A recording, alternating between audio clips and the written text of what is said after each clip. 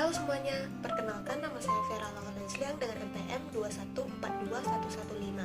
Pada video kali ini, saya ingin berbagi dengan teman-teman semua terkait hubungan antara hukum dan bisnis. Tanpa berlama-lama, langsung saja simak video berikut ini. Dalam era globalisasi saat ini, bisnis telah menjadi salah satu elemen dengan tingkat kontribusi yang cukup signifikan terhadap perekonomian global. Saat ini, bisnis telah mengalami perkembangan yang cukup signifikan, baik dilihat dari sisi pemanfaatan teknologi, tingkat inovasi, maupun perluasan pangsa pasar secara global. Namun, perkembangan bisnis ini juga dihadapkan dengan berbagai tantangan dan isu yang semakin kompleks. Nah, di tengah dinamika bisnis yang kompleks ini, hukum bisnis semakin menonjol sebagai landasan dalam mengatur hubungan bisnis untuk mencapai keberlanjutan tersebut. Mengapa hukum bisnis dikatakan penting dalam konteks bisnis? Sebelumnya, perlu kita pahami dulu apa sih hukum bisnis itu. Hukum bisnis adalah seperangkat pedoman, aturan, maupun prinsip-prinsip hukum yang mengatur segala aspek yang berkaitan dengan hubungan dan kegiatan bisnis. Aturan hukum yang jelas ini memberikan pedoman bagi para pebisnis untuk menjalankan usahanya dengan didasarkan pada prinsip-prinsip yang etis dan bermoral. Selain itu, hadirnya hukum bisnis memberikan arah dan kepastian hukum bagi perusahaan untuk melakukan kegiatan bisnis yang lebih terstruktur, mulai dari pendirian perusahaan sampai dengan penyelesaian kontrak atau sengketa lainnya. Maka dari itu, pemahaman dasar mengenai hukum bisnis ini memegang peran yang krusial untuk memastikan operasional perusahaan yang berorientasi pada keadilan, efektivitas, transparansi, dan juga integritas. Nah, tanpa berlama-lama, mari kita sama-sama menjelajahi hukum bisnis dan mengungkap urgensinya dalam memastikan operasi bisnis yang adil dan berintegritas. Apa sih konsep dasar dari hukum bisnis itu sendiri? Seperti yang sudah dijelaskan sebelumnya, konsep dasar hukum bisnis ini mengatur bagaimana suatu bisnis dapat beroperasi mulai dari pengaturan hubungan dengan pihak yang berelasi sampai dengan penyelesaian sengketa atau kontrak yang terkait. Sebenarnya, hukum bisnis ini tidak serumit yang kita pikirkan. Seringkali kita temukan hukum bisnis ini dalam kehidupan kita sehari-hari. Sebagai contoh, kita ambil saja satu topik yang cukup relevan, yaitu perdagangan elektronik. Saya yakin kita semua pasti sudah pernah berbelanja secara online, baik itu melalui aplikasi Shopee, Tokopedia, ataupun aplikasi lainnya.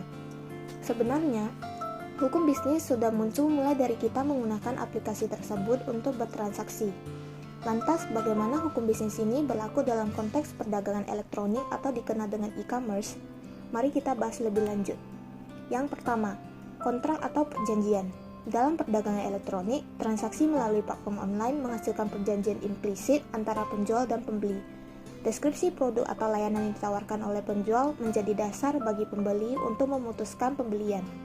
Saat pembeli menekankan tombol check out ataupun tombol yang serupa dan melakukan pembayaran, maka mereka secara tidak langsung terlibat dalam kesepakatan atau perjanjian antara kedua belah pihak. Sebagai tanda kesepakatan, pembeli akan menerima konfirmasi atau rincian pesanan yang menegaskan adanya perjanjian elektronik antara kedua belah pihak. Dalam kondisi jika terjadi permasalahan seperti ketidakcocokan barang, kesepakatan dan perjanjian elektronik ini bisa dijadikan sebagai bukti yang konkret dalam penyelesaian sengketa dengan catatan bahwa pembeli memenuhi semua ketentuan yang telah disetujui sebelumnya. Konsep dasar hukum bisnis terkait pelindungan konsumen juga dapat ditemukan dalam ranah perdagangan elektronik. Pelindungan konsumen menjadi krusial dalam konteks hukum bisnis mengingat transaksi yang dilakukan tanpa adanya interaksi secara langsung antara penjual dan pembeli. Penjual diharapkan menjaga kualitas produk, transparansi informasi, dan hak-hak konsumen seperti privasi data. Salah satu kasus terkait pelanggaran pelindungan konsumen ini adalah kasus kebocoran data 91 juta pengguna Tokopedia yang semakin menyoroti kurangnya pelindungan data pribadi oleh platform tersebut. Akibatnya, Tokopedia menghadapi tuntutan hukum oleh komunitas konsumen Indonesia dengan kerugian yang diperkirakan mencapai 100 miliar rupiah, serta dampak reputasi yang signifikan. Nah, dari sini kita bisa lihat bahwa hukum bisnis sangat relevan dengan konteks perdagangan elektronik. Dan sebagai pelaku bisnis ini perlu untuk menjaga kepatuhan terhadap prinsip-prinsip hukum bisnis, terutama dalam era digital. Konsep selanjutnya yaitu hak kekayaan intelektual. Hak kekayaan intelektual adalah sebuah hak yang diberikan kepada pencipta untuk melindungi karya atau ciptaan mereka dari penggunaan atau pemakaian tanpa izin. Hak ini bisa dikatakan cukup relevan dengan pembicaraan kita mengenai perdagangan elektronik. Dalam perdagangan elektronik, seringkali ditemukan adanya kasus seperti penggunaan merek tanpa izin serta pemalsuan produk. Salah satunya yang ditemukan yaitu dalam aplikasi Tokopedia, di mana dalam kasus ini pihak Tokopedia telah mengambil langkah tegas dalam melindungi haki dengan menghapus 80 juta produk yang melanggar hak tersebut. Hal ini cukup menunjukkan tanggung jawab hukum dan etika bisnisnya untuk mematuhi regulasi yang berlaku dan menjaga integritas platformnya.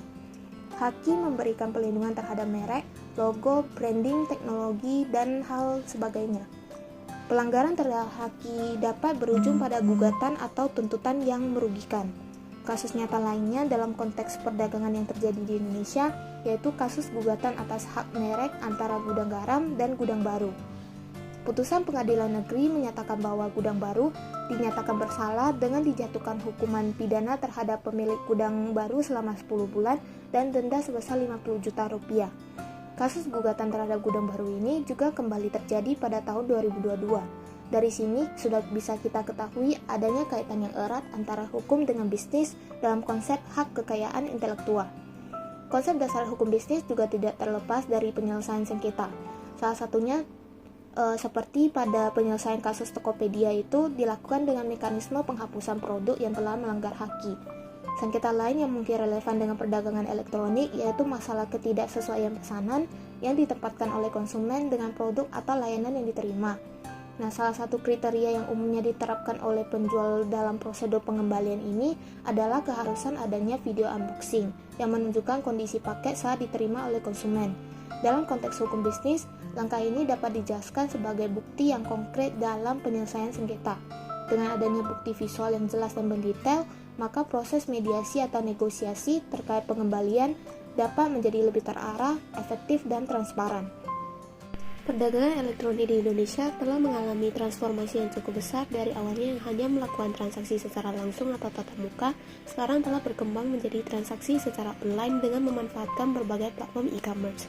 Perkembangan akan e-commerce ini mulai sekitar tahun 1990-an ketika internet mulai masuk ke Indonesia.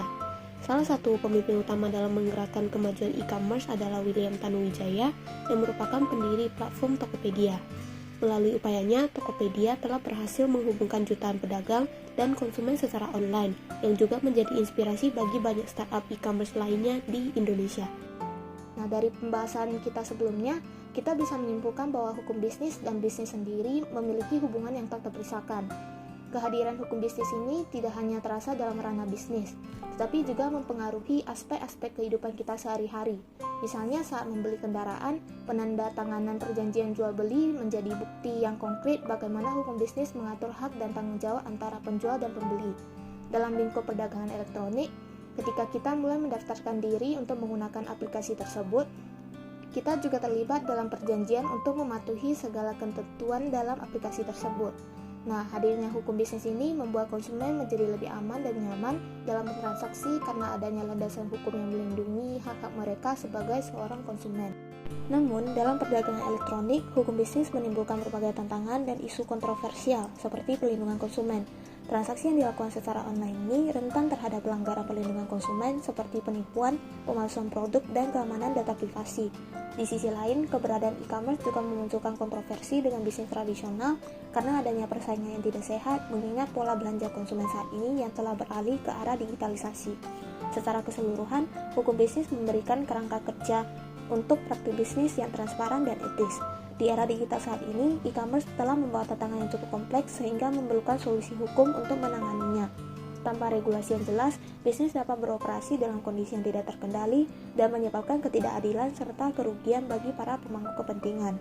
Nah, dari pembahasan kita sebelumnya, terdapat sebuah pertanyaan reflektif muncul, yaitu bagaimana pemahaman mengenai hukum bisnis dapat memberikan dampak positif bagi perkembangan bisnis di Indonesia, terutama di era digital saat ini. Dengan pemahaman yang mendalam terkait hukum bisnis, pelaku bisnis dapat menjamin operasional bisnis yang berkelanjutan dengan memastikan operasional yang sesuai regulasi dan berorientasi dalam melindungi hak-hak konsumen. Alhasil, adanya hukum bisnis ini dapat menunjang perkembangan dan pertumbuhan bisnis terutama di tengah kompleksnya hubungan dan struktur bisnis.